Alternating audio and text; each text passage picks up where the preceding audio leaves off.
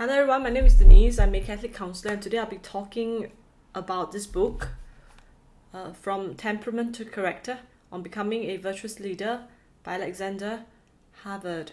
It's lent to me by one of my clients who suggested that I did a book review, so I'm just going to do this for her and also for myself and for all you guys.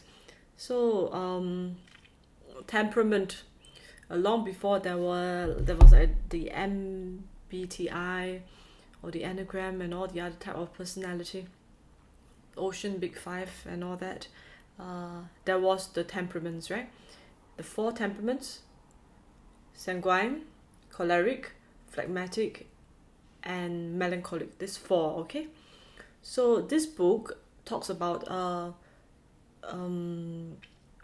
these 4 different temperaments and its possible strengths and defects, and how we can remedy those defects to become our better self, so as to become good leaders, but not specifically in the field of leadership, just to become good humans. Okay, first and foremost,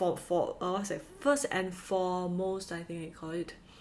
I want to say that this book reads a lot like I would say like a primary school textbook, very simple to read. Okay, but it's not going to be like a C.S. Lewis, a super pleasant read. It's going to be a little simple. Okay, but with that said, there are some parts of it that are quite well written, and strangely, the last time I had this feeling was when I was reading William Glass's book. I was, this is so simplified and so not nuanced, not dark, not deep enough. But in a couple of months from reading that book, when I went for my real training on CTRT, I really fell in love with the whole choice theory and William Glasser. So I just realized that sometimes you can make a good point poorly. Like, this is a very good point, but you're not arguing it in the most flamboyant, flowery language, and that's fine. So this is like this book. It makes a few good points, but it's not written in the most delicious, linguistically beautiful way, but that's fine. Okay, I'm just going to go through a few pages. Okay, so the foreword, which I quite like. Page IX. Temperament is our native predisposition to react in certain ways. Character is made up of virtues, which are moral habits acquired through training. We are not born with character, it is something we build. Okay? So this foreword is written not by the Alexandre Havard, it's written by Cameron Thompson, yeah? I have found Alexandre Havard's virtuous leadership approach to temperament and character to be convincing in its clarity and precision.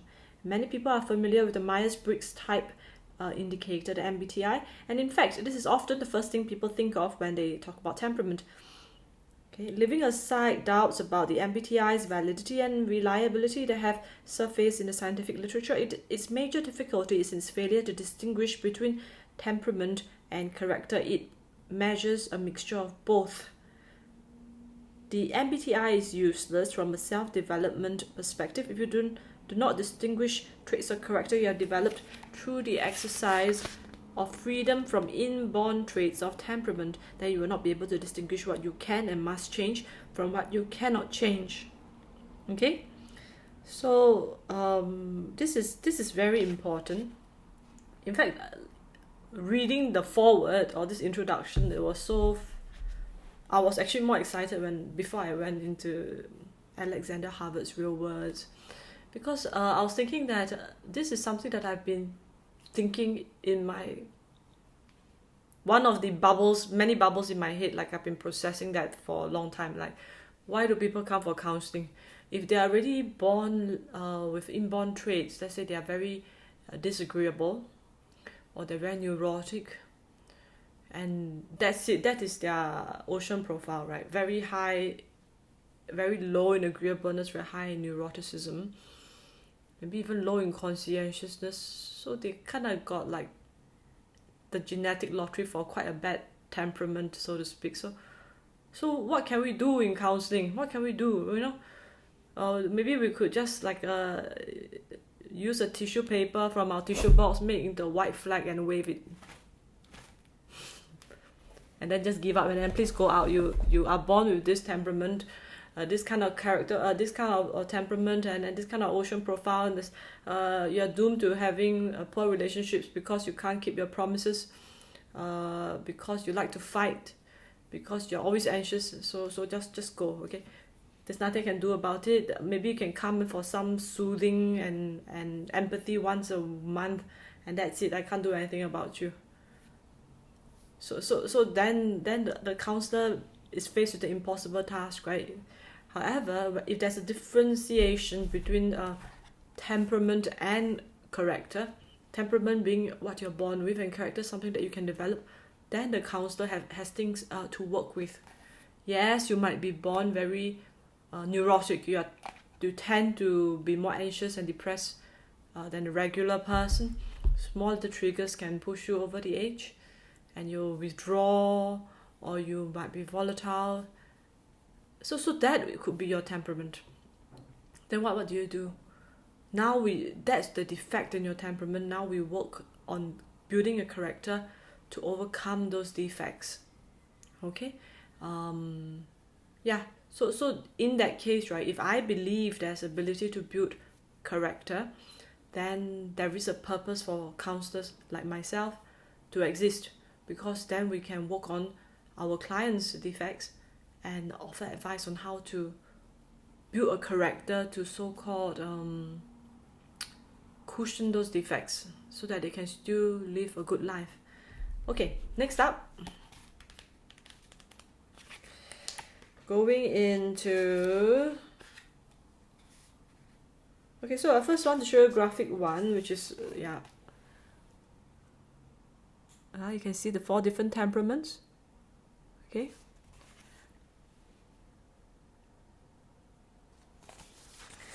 And basically, the choleric tend to be to struggle. Their defect is in their pride. They tend to, pride and anger, tend to get very angry very easily.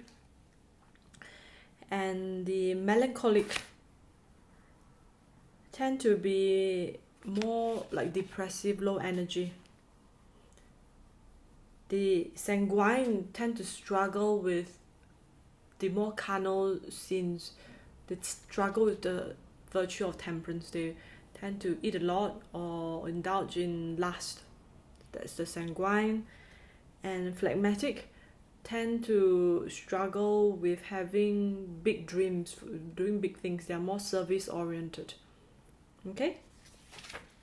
So, let me read from this page 5. Our physiological inclinations can be balanced by virtue. Cholerics need to practice humility to care for people. Melancholics need to practice audacity to take action. Sanguines need to practice endurance to finish the job. Phlegmatics need to practice magnanimity to dream of big things. Okay? So, more of it on chapter 7, page 75. Develop the virtue you are challenged by.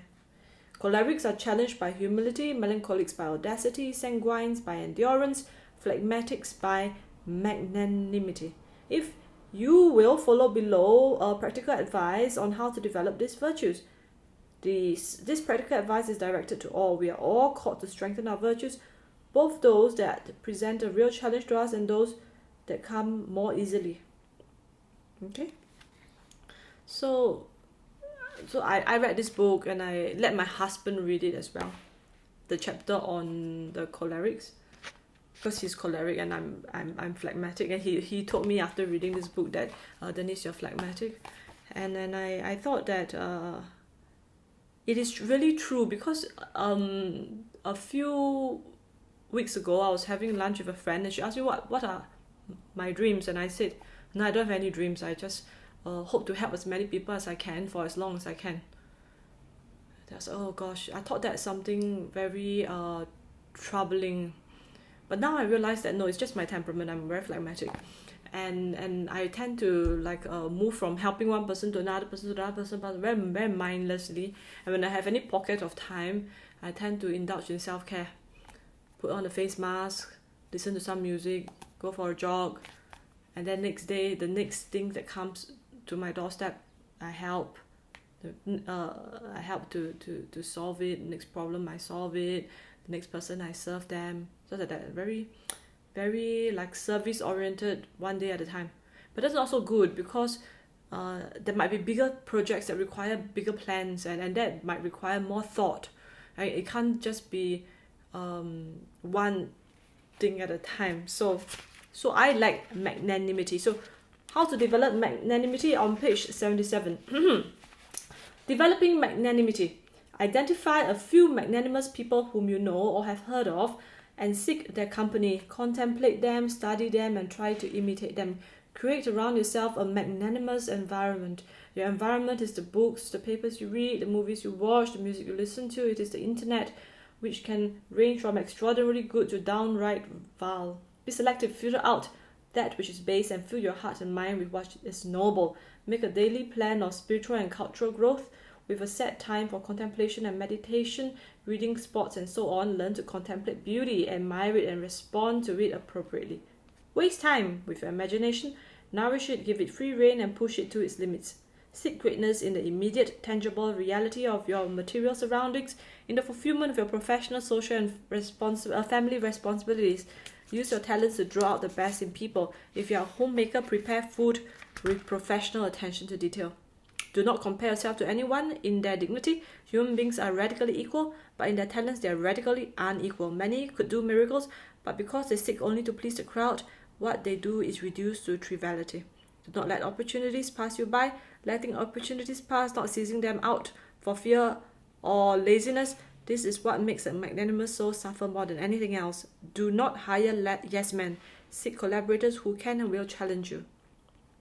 Remember, as important as it is to struggle against your defects, you should be more concerned to develop and augment your strengths. Ooh, I love that since I'm a strength-based kind of person. Discover your mission, write it down and implement it. Do not forget, successful accomplishment of your mission must be your foremost decision-making criterion, which I will forget because I will go from helping one person to another and get distracted, right? Concentrate your energies on your mission. Do not be distracted by peripheral matters. Inspire a sense of mission in those around you. If you work in a business corporation or NPO, ask yourself, to what extent, by fulfilling the mission of my organization, to fulfill my own mission? If you cannot answer this question, then you should leave the organization. Okay, so that's for developing magnanimity. So, a big shout out to Gary Au, my good friend. He is one of a person that I know that is very magnanimous, and I think that I want to spend some time talking about him because I have subconsciously incorporated him into my environment in a way to role model this magnanimity and to show me what having a dream and a mission looks like. So he has a master's in counseling, just like I do, but just with the master's alone, he has published 6 papers already and developed his own modality called sovereign authorship. And his most recent paper, I'm going to put in my link below in the description. Please go read it. I find it brilliantly written, much easier and pleasant and pleasurable to read as compared to this book. Although this book, as I mentioned, has its strengths as well. Okay, so do read the paper below and leave your comments. Okay, and also one more thing that I kind of have something to say about this book is this. Alexandre Havard is a very pro-life person. So there's a lot of content in his book that is anti-abortion and all that. It's very obvious. It's inserted in, like, it's just one of the messages you want to send, which is okay because I also am Catholic and I'm pro-life. I just feel that sometimes it detracts from the real, what's that word? The title of the book, which is From Temperament to Character, about virtuous leadership, right? So if this book is about anti-abortion, pro-life, you put all that content, it makes sense. But now it's about leadership, so it feels a bit like a hidden subtext going in the undercurrents, and I don't really appreciate that as a person who likes to read. Okay, so that's all for today's video. I want to again put the final nutshell summary, which is there's a difference between temperament and character. Temperament is what we are born with.